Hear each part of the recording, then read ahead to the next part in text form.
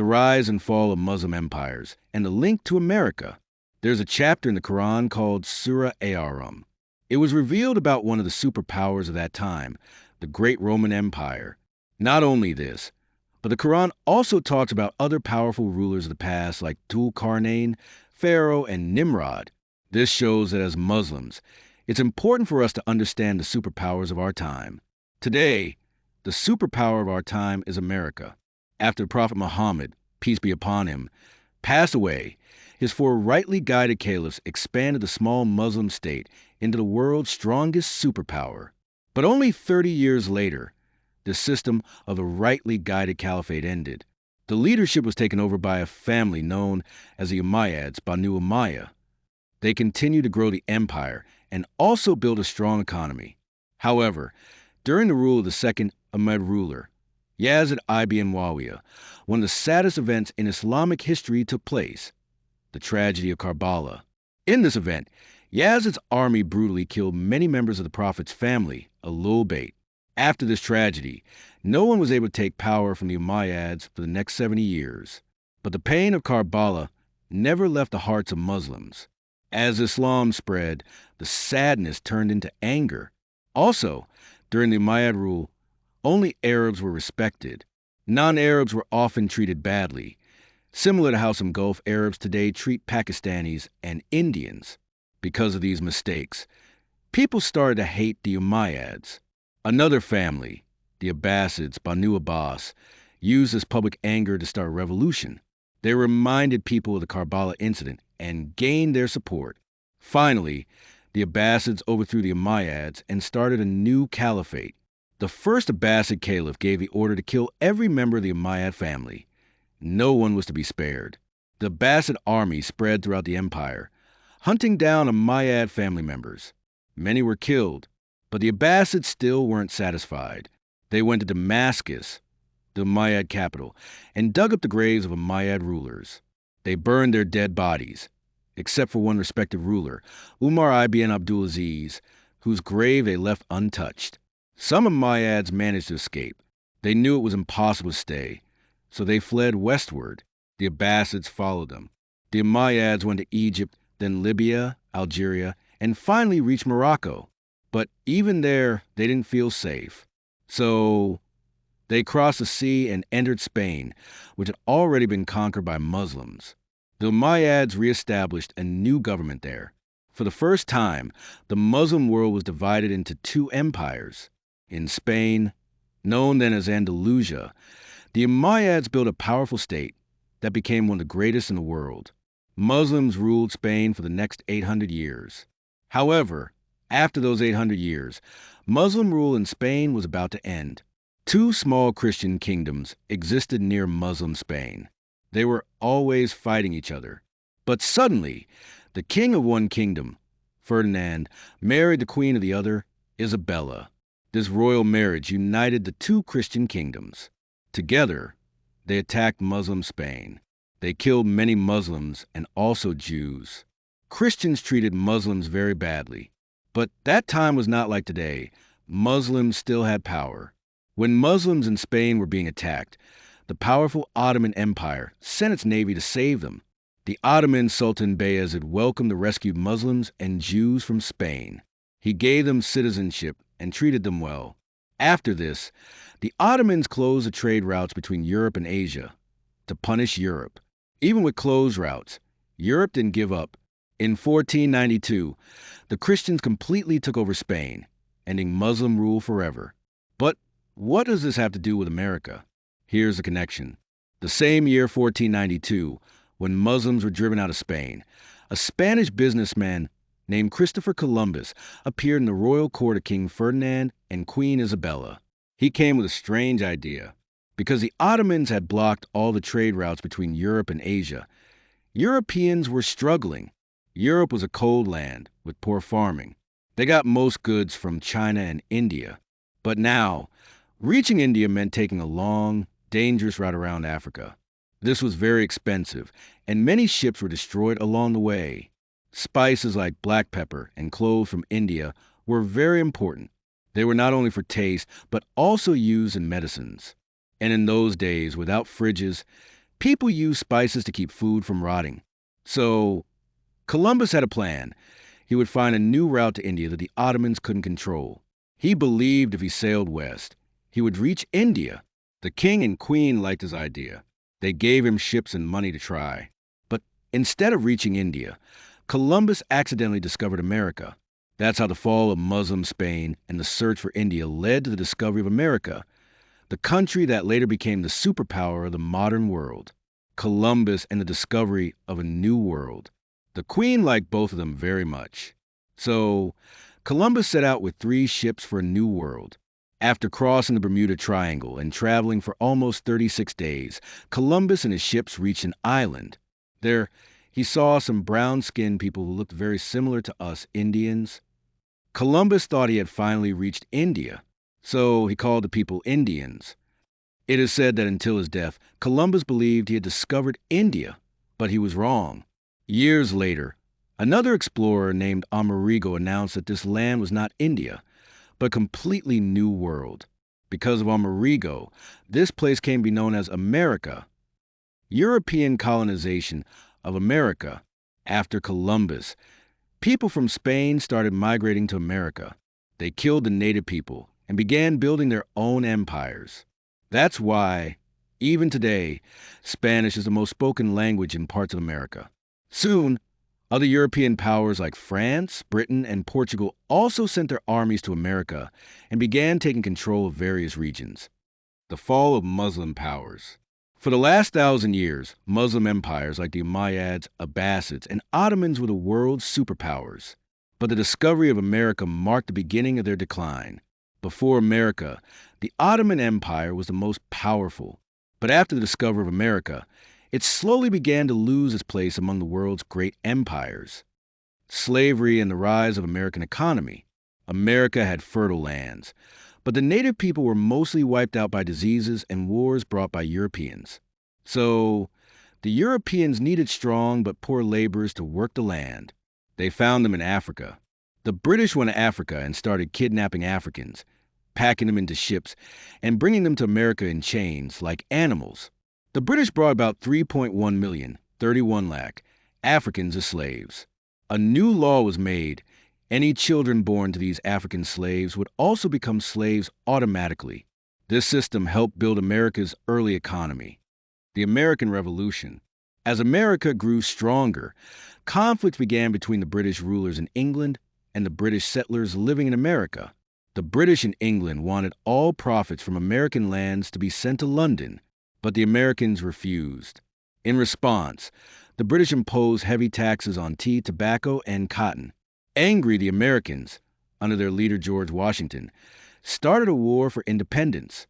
At the same time, in faraway British India, a brave leader named Tipu Sultan also began his freedom struggle. The British had to choose, send their army to save India or America. They chose India because at that time, India was more valuable. With less British attention, George Washington and his followers quickly won the war. America became an independent country, founding a new system. Unlike kings and queens ruling the rest of the world, America formed a presidential system. George Washington became the first president and set a rule: a president can serve only 8 years. He stepped down even though he was at the peak of his power. This tradition continues to this day. Thanks to this merit-based system, America's economy began growing rapidly. The cotton industry increased by 1,000%. Abolition of slavery and the Civil War. At that time, the American economy still depended on African slaves. Then came Abraham Lincoln, one of America's most famous presidents. As soon as he took office, he passed a law freeing all African slaves. This upset many people who benefited from slavery. They started a rebellion, which led to the American Civil War. Millions died, but Lincoln's side won.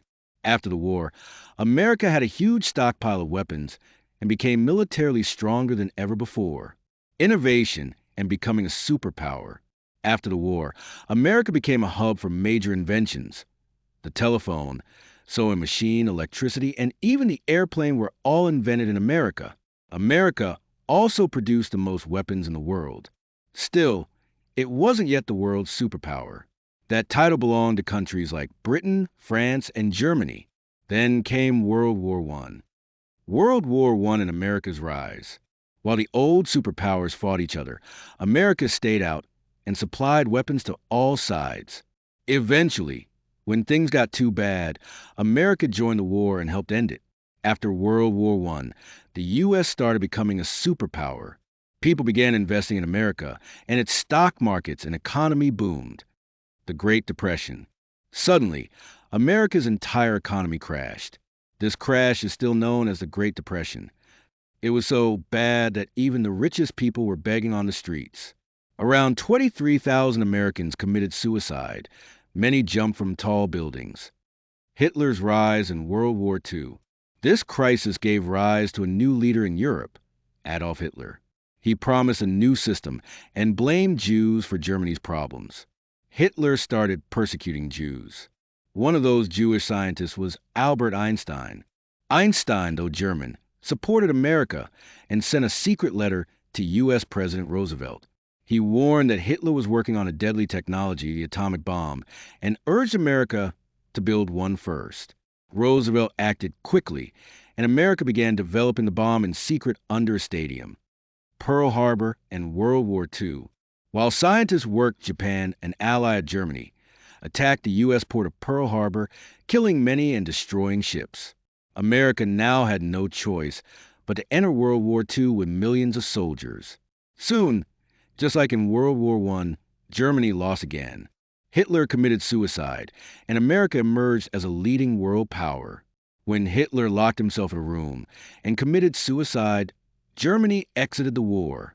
But Japan, its ally, was still fighting. So, the American President Roosevelt gave a warning to the Emperor of Japan, Hirohito. Surrender, or we will do something that the whole world will remember forever. Of course, Japan didn't surrender. The Japanese emperor thought, what's the worst they can do? He had no idea that after Einstein's letter, America's atomic bomb was ready. Eventually, the new U.S. President, Harry Truman, called a meeting in his office. He asked his generals, how can we force Japan to surrender? His generals replied, the Japanese are a very dangerous nation. They won't surrender easily. So finally, everyone in that meeting agreed to use the world's first atomic bomb. From one of the U.S. islands, a pilot named Paul flew a plane carrying the atomic bomb toward Hiroshima, Japan. The plane reached Hiroshima at exactly 8:01 a.m., at a time when children were going to school and adults were heading to work. At that exact moment, Paul pressed a button and dropped the bomb. It stayed in the air for 44 seconds, which means some people might have even seen it falling. Before it could reach the ground, there was a bright flash in the sky, and within 1 second, 70,000 people were killed. While Japan was still trying to figure out what had happened, just 3 days later, America dropped another atomic bomb, this time on Nagasaki. Around 40,000 people died in that blast. After these bombings, the U.S. president gave another warning to Japan's emperor. Surrender now, or Tokyo will be our next target. Left with no other option, Japan's emperor finally surrendered. After the bombings, a very interesting survey was conducted in America. People were asked, was it right to drop the atomic bombs? 85% of Americans said, yes, the president made the right decision. But slowly, people started changing their opinions. That number dropped from 85% to 50% because they realized that the bombs were dropped on innocent civilians. You might have heard the rumor that the pilots who dropped the atomic bombs later committed suicide, but that's completely false. In fact, both pilots defended their actions until their deaths. However, deep down, they may have felt some guilt because they requested that after their deaths, instead of burying them, their bodies should be burned. After World War II, the whole world saw America's power. America had become a superpower, and its economy was now based on the powerful U.S. dollar. Then America helped form the United Nations, making its position even stronger. For the first time, America stood alone as the world's only superpower, and nearly every country bowed before it, except for one country. That country was the Soviet Union. Now, the race for global power would belong to the nation that had the most atomic bombs. Just 4 years after America, the Soviet Union developed its own atomic bomb and began directly challenging the U.S. A new race for superpower status had begun.